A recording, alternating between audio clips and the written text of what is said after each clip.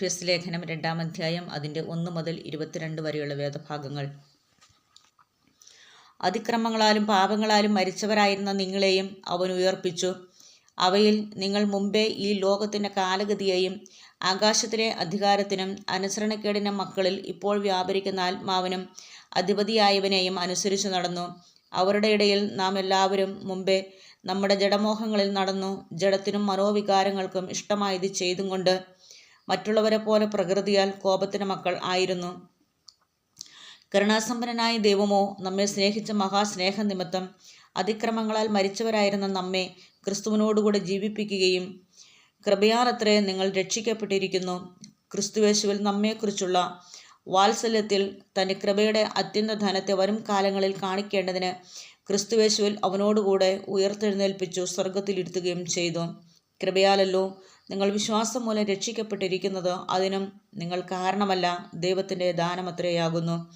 ആരും പ്രശംസിക്കാതിരിപ്പാൻ പ്രവൃത്തികളും കാരണമല്ല. നാം അവൻ്റെ കൈപ്പണിയായി സൽപ്രവൃത്തികൾക്കായിട്ട് ക്രിസ്തുയേശുവിൽ സൃഷ്ടിക്കപ്പെട്ടവരാകുന്നു. നാം ചെയ്തു പോരേണ്ടതിന് ദൈവം അവ മുന്നൊരുക്കിയിരിക്കുന്നു.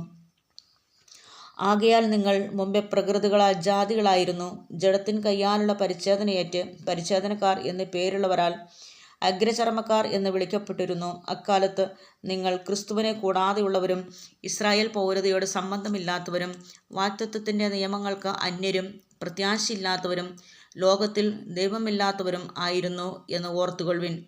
മുമ്പേ ദൂരസ്ഥരായിരുന്ന നിങ്ങൾ ഇപ്പോൾ ക്രിസ്തുയേശുവിൽ ക്രിസ്തുവിൻ്റെ രക്തത്താൽ സമീപസ്ഥരായി തീർന്നു. അവൻ നമ്മുടെ സമാധാനം.